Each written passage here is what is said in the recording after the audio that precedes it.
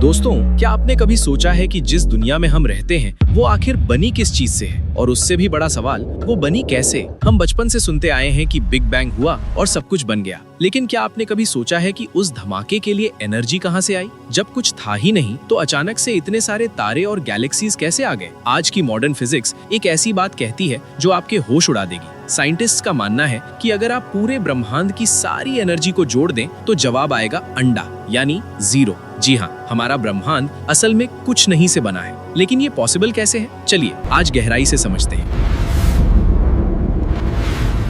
सबसे पहले एक गलतफहमी दूर करते हैं। हम समझते हैं कि खाली जगह का मतलब है कुछ भी नहीं, लेकिन साल 1948 में एक डच साइंटिस्ट हेनरिक कैसिमिर ने एक अजीब चीज नोटिस की। उन्होंने एक वैक्यूम कंटेनर के अंदर, जहां हवा तक नहीं थी, वहां 2 मेटल प्लेट्स रखी और वो प्लेट्स अपने आप एक दूसरे की तरफ खिंचने लगी। इसे कहा गया कैसिमिर इफेक्ट। इसने साबित किया कि खाली जगह कभी खाली नहीं होती, वहां हर पल छोटे छोटे पार्टिकल्स पैदा होते हैं और गायब हो जाते हैं। यानी जिसे हम नथिंगनेस कहते हैं, वो असल में एनर्जी का उबलता हुआ समंदर है। अब आप कहेंगे, अगर एनर्जी है तो वो 0 कैसे हुई? इसे एक आसान उदाहरण से समझते हैं। मान लीजिए आपने अपने दोस्त से 100 रुपए उधार लिए। अब आपकी जेब में 100 रुपए हैं, ये है पॉजिटिव, लेकिन आपके सर पर 100 रुपए का कर्जा भी है, ये है नेगेटिव। अगर हम दोनों को जोड़ें तो आपका नेट बैलेंस क्या हुआ? 0। ब्रह्मांड भी बिल्कुल ऐसे ही काम करता है। मैटर और रोशनी पॉजिटिव एनर्जी है, लेकिन ग्रेविटी नेगेटिव एनर्जी है। फिजिक्स के हिसाब से ग्रेविटी की ताकत मैटर की एनर्जी को पूरी तरह बैलेंस कर देती है। इसीलिए महान फिजिसिस्ट स्टीफन हॉकिंग ने कहा था कि ब्रह्मांड एक अल्टीमेट फ्री लंच है, यानी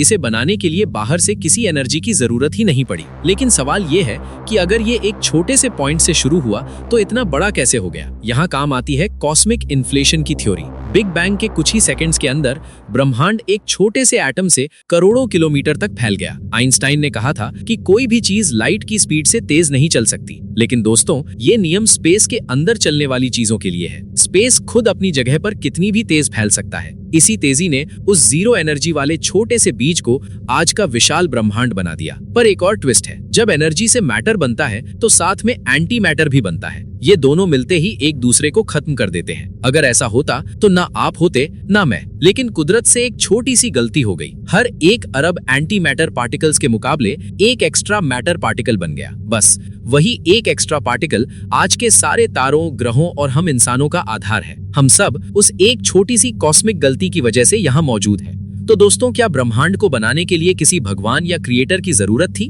स्टीफन हॉकिंग का मानना था कि साइंस के नियम खुद इतने ताकतवर हैं कि वो नथिंग से सब कुछ बना सकते हैं। लेकिन यहाँ एक बड़ा सवाल खड़ा होता है कि ये साइंस के नियम आखिर आए कहां से? क्या ये बस एक इत्तेफाक है या फिर हम किसी मल्टीवर्स का हिस्सा है? आपको क्या लगता है? नीचे कमेंट्स में जरूर बताइए। अगर ये वीडियो इन्फॉर्मेटिव लगा तो इसे शेयर कीजिए। मिलते हैं अगले वीडियो में। जय हिंद।